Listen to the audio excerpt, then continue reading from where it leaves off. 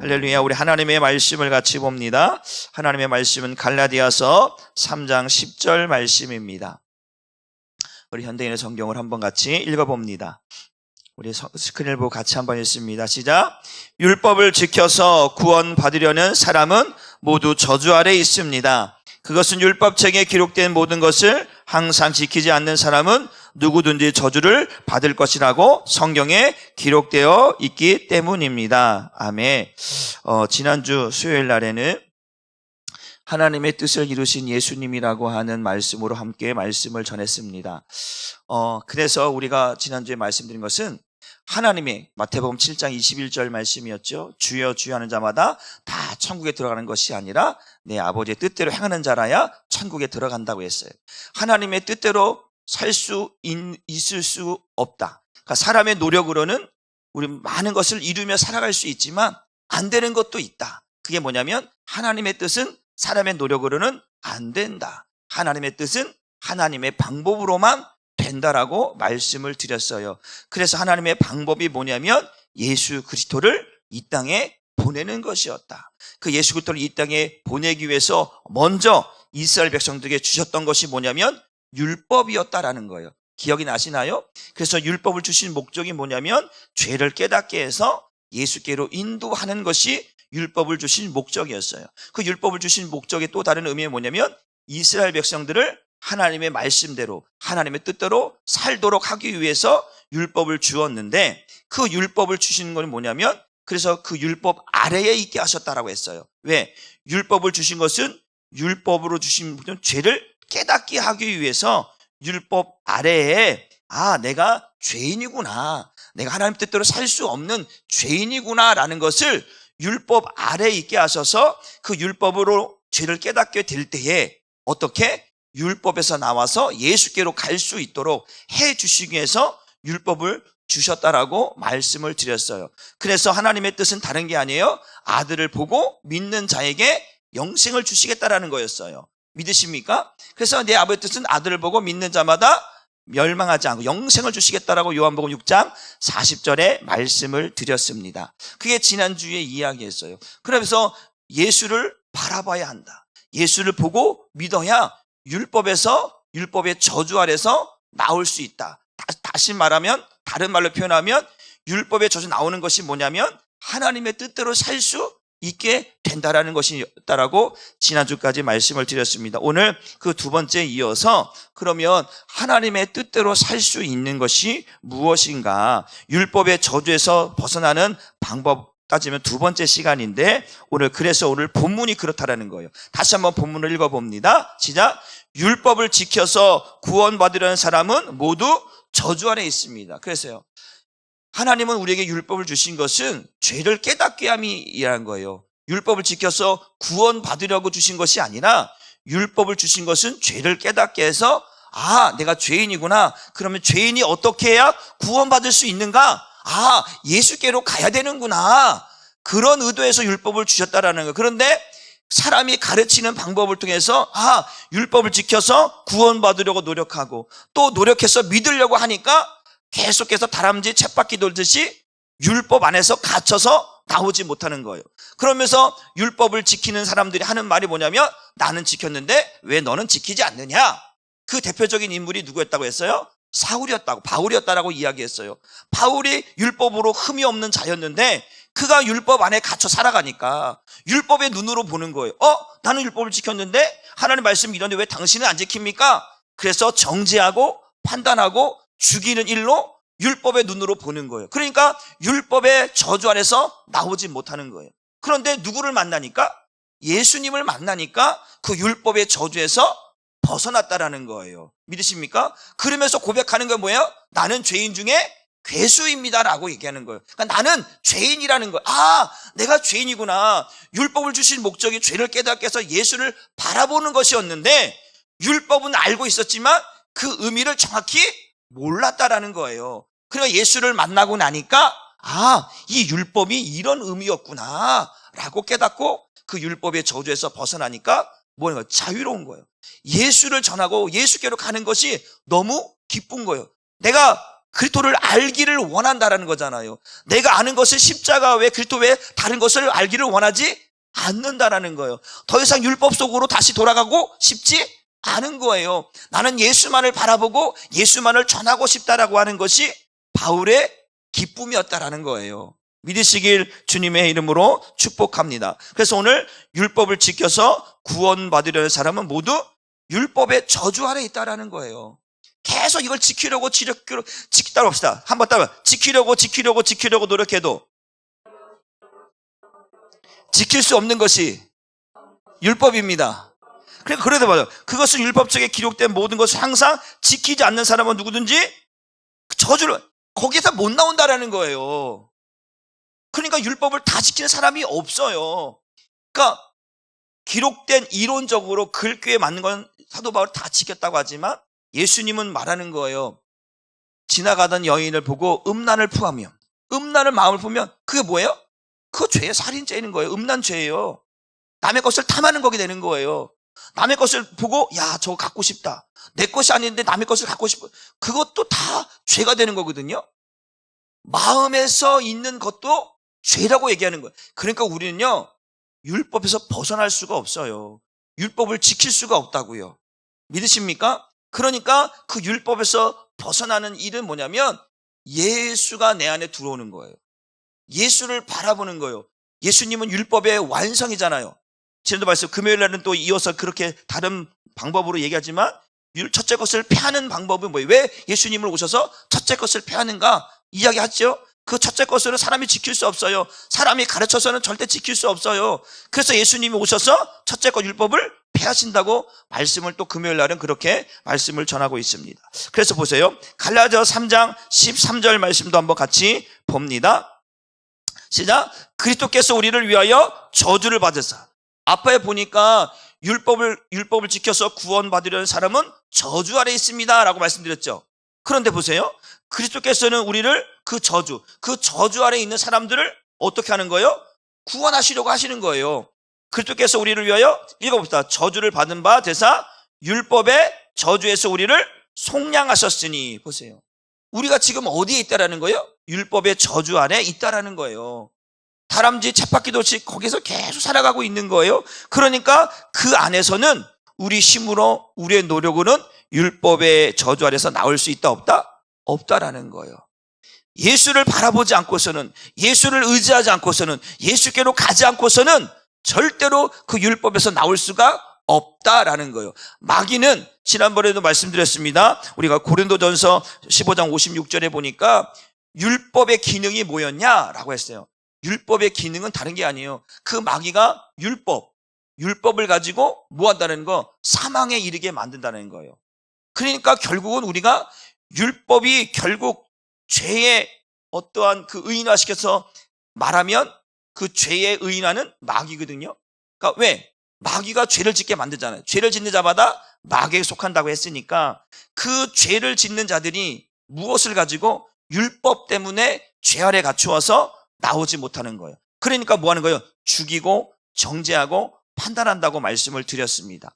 그래서 우리는 율법의 저주에서 나올 수 없다. 내 스스로, 내 노력으로, 내 열심으로는 절대로 율법의 저주에서 빠져나올 수 없다. 빠져나올 수 있는 방법은 예수께로 가는 것이고 예수님을 바라보는 것이고 주님의 음성을 듣는 것 외에는 절대로 나올 수가 없는 줄 믿으시길 주님의 이름으로 축복합니다.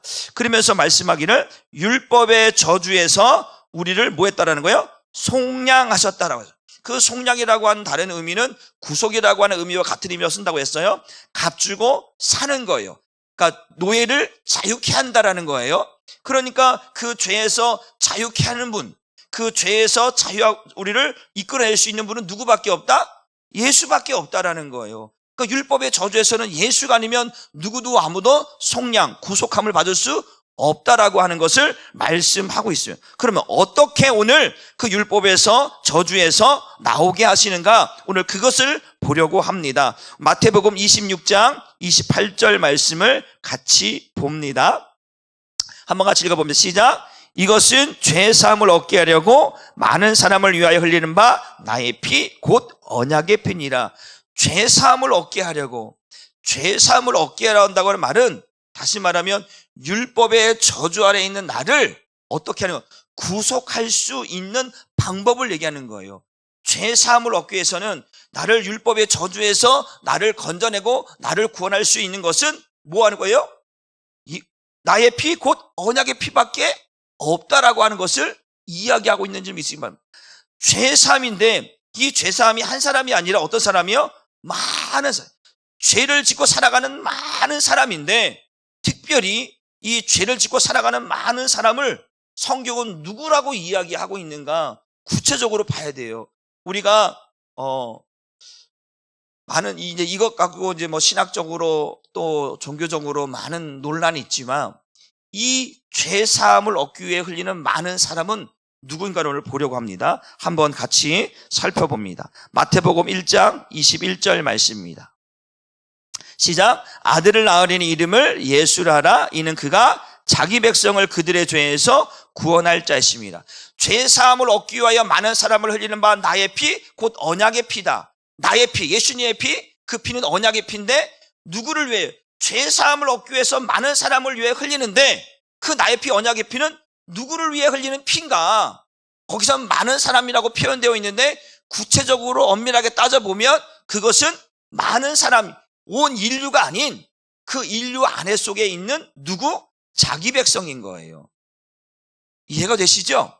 왜? 예수님 말씀하고 있잖아요. 나는 자기 백성을, 우리가 우리 지난번에도 얘기했죠. 그 귀신 들린 딸의 어머니가 이제 얘기하면서 개 취급을 당할 때 나는 이스라엘 양 외에 잃어버린 대로 보내심을 받지 아니했다고 말씀했잖아요. 그러니까 예수님은 자기 백성을 위해서 오는 거예요. 그래서 자기 백성을 그들의 죄에서 구원하면, 그러니까 자기 백성이 아니면 예수님은 피 흘릴 아무런 의도가 없다라는 거예요. 예수님이 하나님 앞에 우리가 예배수도 고백하고 있듯이 하나님께서 아들을 이 땅에 보내시는 것은 그 아들에게 주신 자들을 위함인 줄 믿으시기를 바랍니다. 그래서 그 예수님은 누구나 아무나를 위하여 피를 흘리시는 것이 아니라 오직 자기 백성을 위하여서 십자가에 못 박혀 죽으시는, 그래서 그 피를 자기 백성에게 흘려주시는 줄 믿으시길 바랍니다. 그래서 율법의 저주에서 나오는 방법이 뭐냐? 반드시 자기 백성을 위하여 예수의 피를 흘려주시기 때문에 그 자기 백성들은 거기서 나올 수가 있다 없다? 있다라는 거예요. 봤어요? 예를 들어서 우리가 출애굽 사건을 보게 되죠. 출애굽 백성들은 누가 나오는 거예요? 자기 백성이 나오는 거예요. 하나님의 백성이 나오는 거예요. 그걸 보는 거예요. 성경은 그렇게 보는 거예요. 그런 눈으로 보는 거예요. 믿으시길 바랍니다. 자기 백성을 구원하시는 거예요. 다 구원하는 것이 아니라, 그래서 그 백성을 구원하여서 그 백성을 하나님의 뜻대로 살게 하시려고 하시는 것이 구원의 방법인 줄 믿으시길 바랍니다. 그들에게, 자기 백성에게 예수의 피, 나의 피, 곧 언약의 피를 흘려주시는 것인 줄 믿으시기를 바랍니다. 두 번째는, 그러면 율법의 저주에서 나오는 방법 중에 어떤 자들을 위해서 흘려주시는가? 그 죄를 얻기 위해 많은 사람이라고 하는 의미가, 두 번째 의미는 뭔가? 우리 에베소서 1장 4절로 5절 말씀을 함께 봅니다. 시작. 곧 창세전에 그리스도 안에서 우리를 택하사 우리로 사랑 안에서 그 앞에 거룩하고 흠이 없게 하시려고 그 기쁘신 뜻대로 우리를 예정하사 예수 그리스도로 말미암아 자기의 아들들이 되게 하셨으니, 창세전에 그리스도 안에서 우리를 택하여 주셨다. 그리고 또 뭐냐면 그를 그리스도 안에서 하나님의 아들들이 되게 하셨다. 그들이 누구냐? 그들이 자기 백성이고 그들이 죄 사함을 받을 수 있는 은혜를 입는 자들이다. 그래서 그들에게 자기의 피, 언약의 피를 흘려 주신다라는 거. 왜? 하나님의 창세전에 아버지와 아들 간의 약속이잖아요. 언약이잖아요.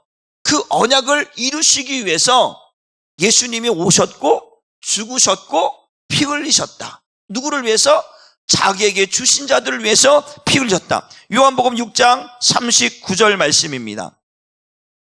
요한복음 6장 39절 같이 읽습니다. 시작. 나를 보내신 이의 뜻은 내게 주신 자 중에 내가 하나도 잃어버리지 아니하고 마지막 날에 다시 살리는 것이.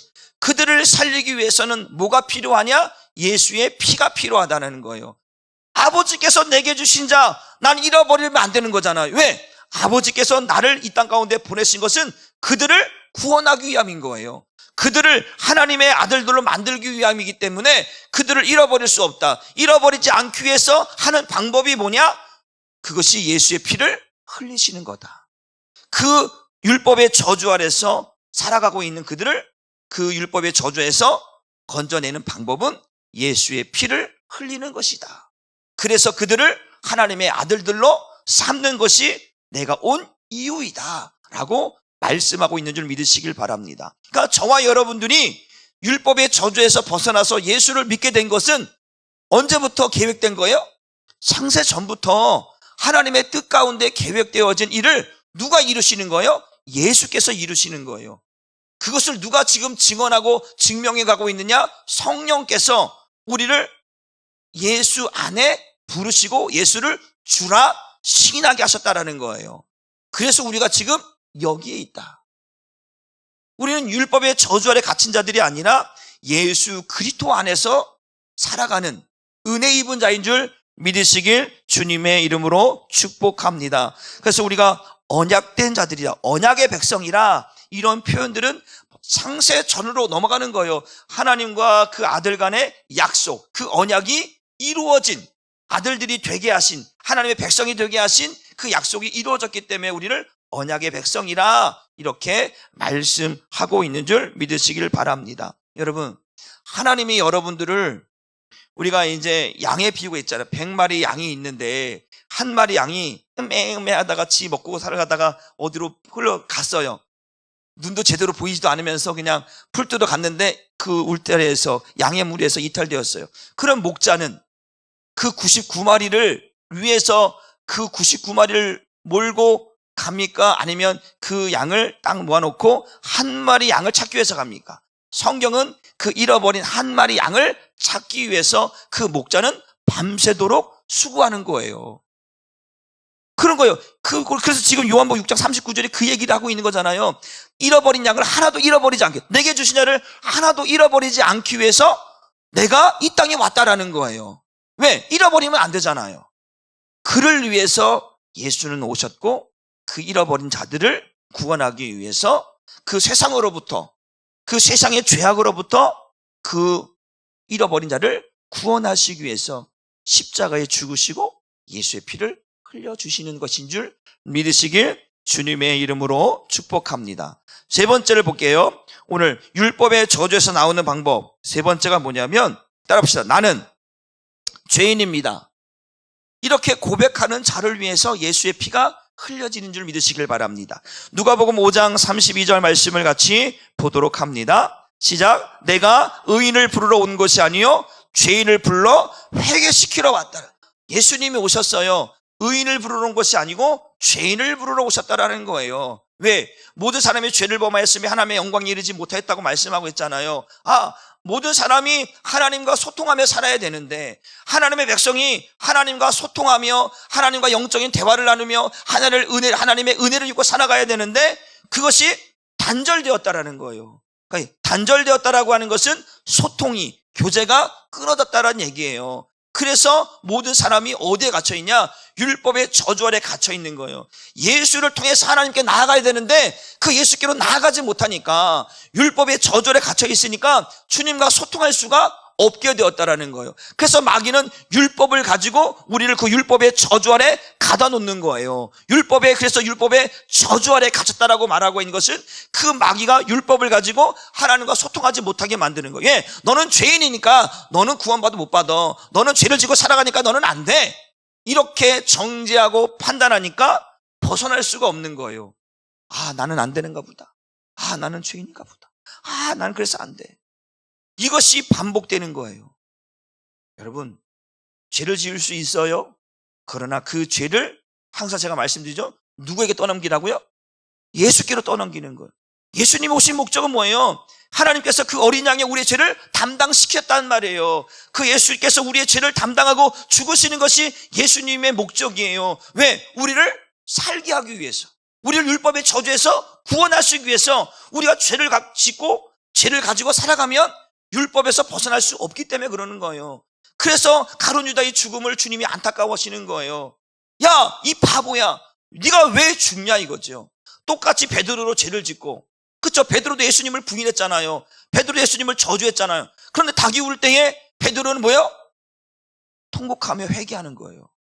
그런데 가룟 유다는 깨달았어요. 그 깨달았으면 예수께 가서 주님, 내가 잘못했습니다, 내가 죄인입니다 라고 말해야 되는데 영적인 자살을 하고요. 죽어버리잖아요. 이게 다른 거예요. 사랑하는 성도 여러분, 죄를 가지고 살지 않기를 주님의 이름으로 축복합니다. 죄를 시인하는 거예요. 이게 중요해요. 그래서 나는 죄인이라고 하는 고백을 주님은 가장 듣고 싶어 하는 거예요. 따라합시다. 예수님의 이 프로포즈는 다른 게 아니에요. 예수님께서 우리에게 원하는 프로포즈는 다른 게 아니에요. 나는 죄인입니다. 우리는 프로포즈 하면 아주 화려하고 아주 멋있고 아주 고상하고 아주 멋있는 말로 그 상대방을 기쁘게 해야 되는데, 예수님이 우리에게 원하는 프로포즈는 다른 게 아니에요. 나는 죄인입니다라는 거예요. 왜? 예수님은 죄인을 부르시러 오셨고 죄인을 구원하러 오셨기 때문에 우린 이 고백을 반드시 해야만 된다라는 거예요. 믿으십니까? 로마서 10장 9절 10절에 보니까 그렇게 말씀을 하고 있어요. 한번 보여주세요. 로마서 10장 맨 밑에 거 있죠? 맨 밑에 거.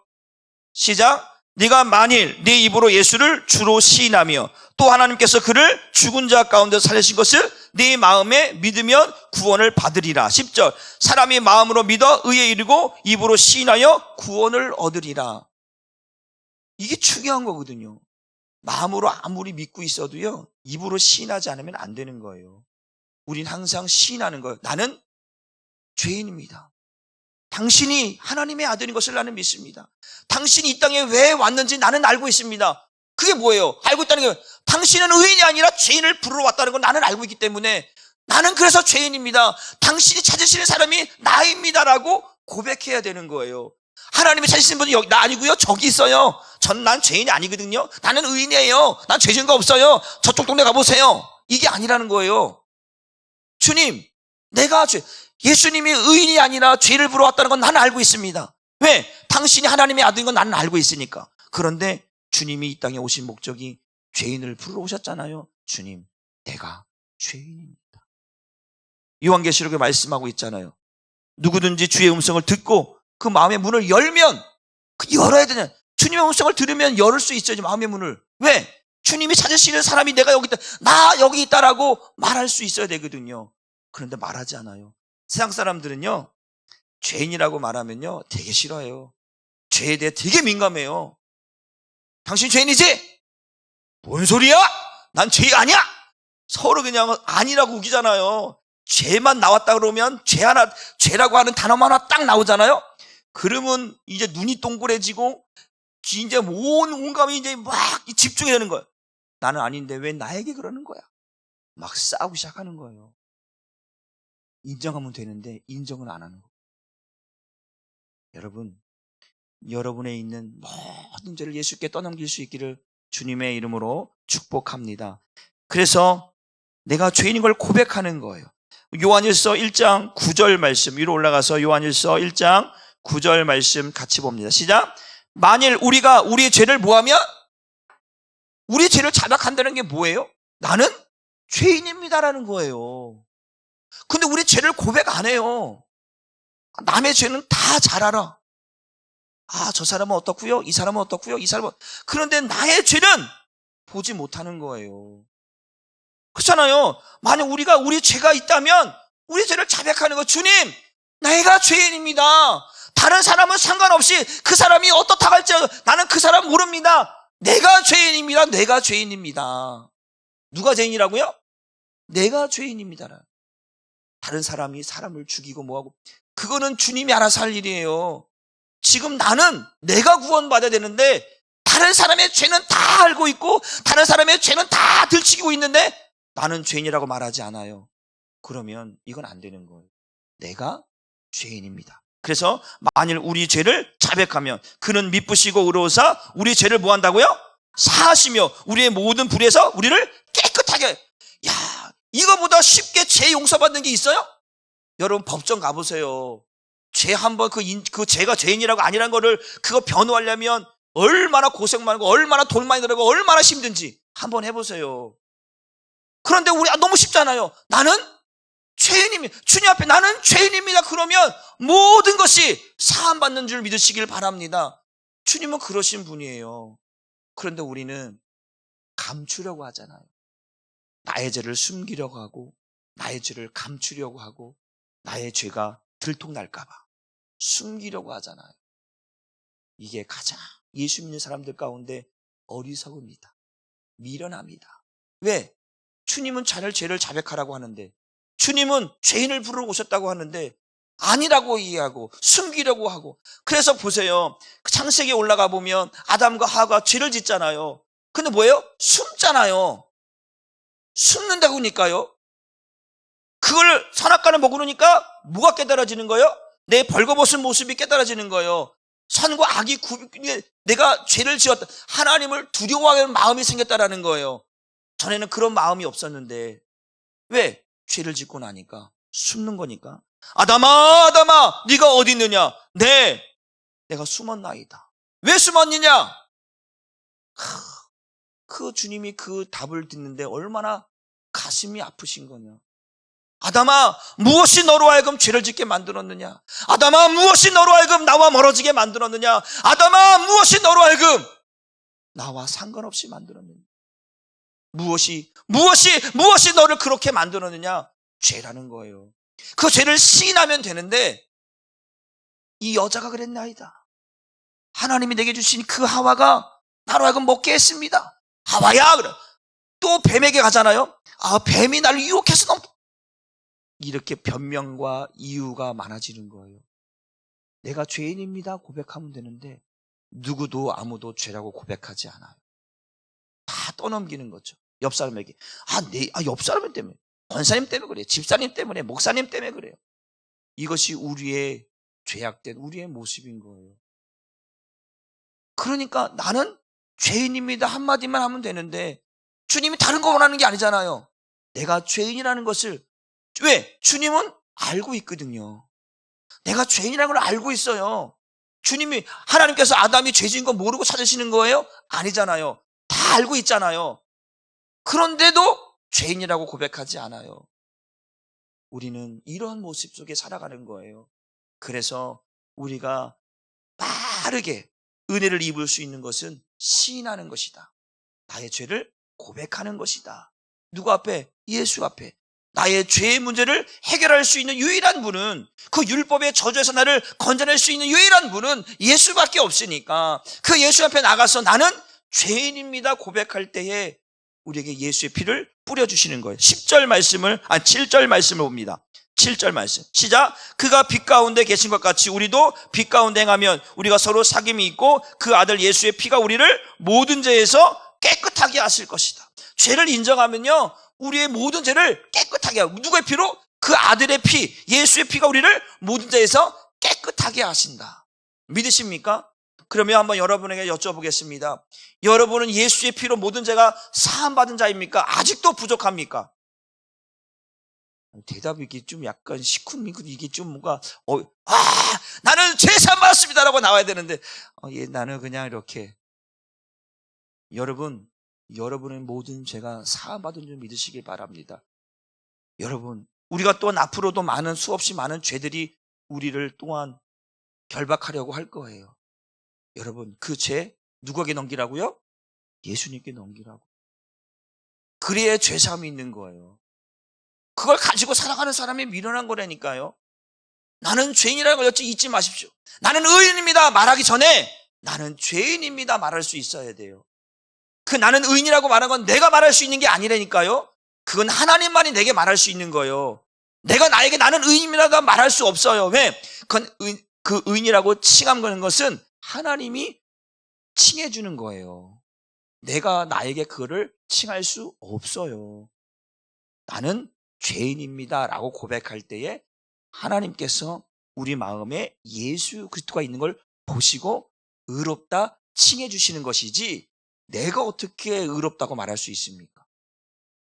그래서 우리는 날마다 내가 의인이게 앞서서 나는 죄인입니다라고 하는 고백이 먼저 고백되어지기를, 그 죄의 고백을 통해서 죄 사함 받기를, 깨끗해지기를, 거룩해지기를 주님의 이름으로 축복합니다.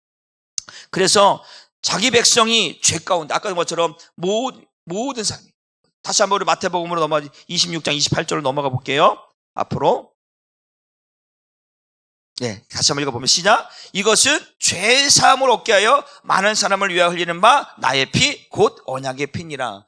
우리가 율법의 저주에서 벗어날 수 있는 방법, 그것은 뭐냐? 예수의 피밖에 없다. 믿으십니까? 그 예수의 피로밖에 없다라고 하는 것은 다른 말로 뭐냐면 그 예수의 피로만 뭐 할 수 있는 거예요? 하나님의 뜻대로 살아갈 수 있게 된다라는 거예요. 예수의 피밖에 없다라고 하는 의미는 뭐냐면 율법의 저주에서 나올 수 있는 방법은 예수의 피밖에 없고 율법의 저주에서 나와야만 하나님의 뜻대로 살 수 있다. 거기에 가장 중요한 핵심이 뭐냐? 예수의 피다. 믿으십니까?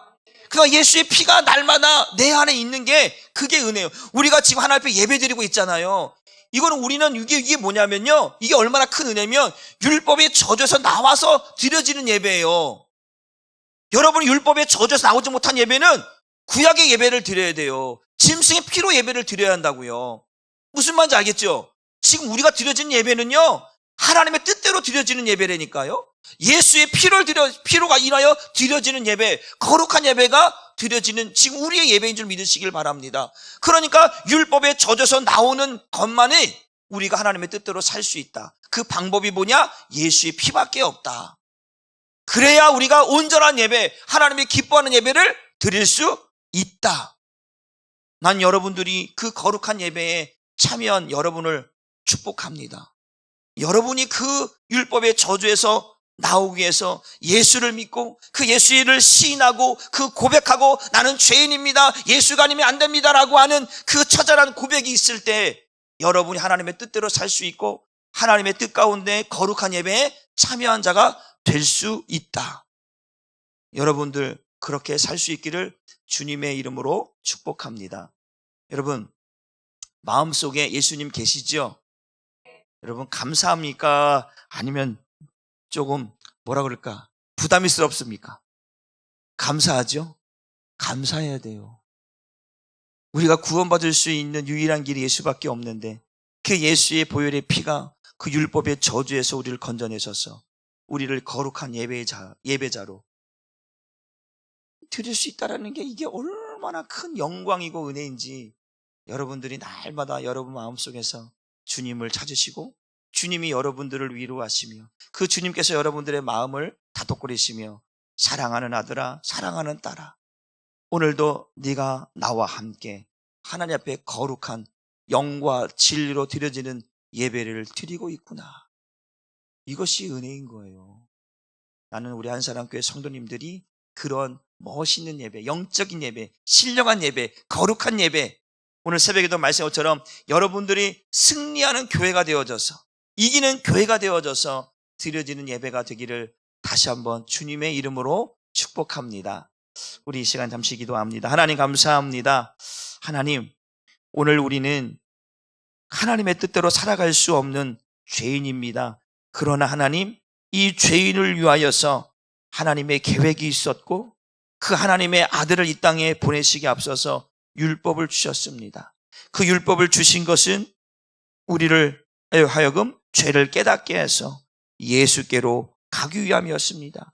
하나님의 뜻대로 살도록 하나님을 온전히 예배하도록 살기 위한 율법이었는데 마귀는 그 율법을 가지고 우리를 죄인 만들고 죄짓게 만들고 그 율법의 저주 아래 갇혀서 주님을 볼 수 없도록 만들어 버렸습니다. 그러나 예수님이 오셔서 말씀합니다. 오늘 나는 의인이 아니라 죄인을 부르러 왔다라고 하는 그 음성이 들려지면 그 음성이 들려지는 곳을 향하여서 주님 나는 죄인입니다 고백하는 그들에게 바로 그들이 자기 백성이고 그들이 창세전에 하나님께서 아들에게 주시겠다고 약속하신 자들이며 그들이 입으로 시인할 때 내가 죄인을 고백할 때에 예수의 피를 뿌려주심으로 그 율법의 저주에서 나를 속량하여 주시고 나를 구원하시며 나를 온전히 이제는 하나님을 향하여 예배할 수 있는 자로 거룩한 백성으로 삼아 주셨사오니 오늘도 우리가 드려지는 이 예배가 얼마나 귀하고 얼마나 영광스러운 예배인지를 경험하고 깨닫고 고백하며 갈 수 있도록 은혜 더하여 주옵소서. 오늘도 그 예배를 받으시는 하나님께 찬송과 영광을 올려드립니다. 예수님의 이름으로 기도 올리옵나이다. 아멘. 우리 이 시간에 찬송가 우리 259장이죠.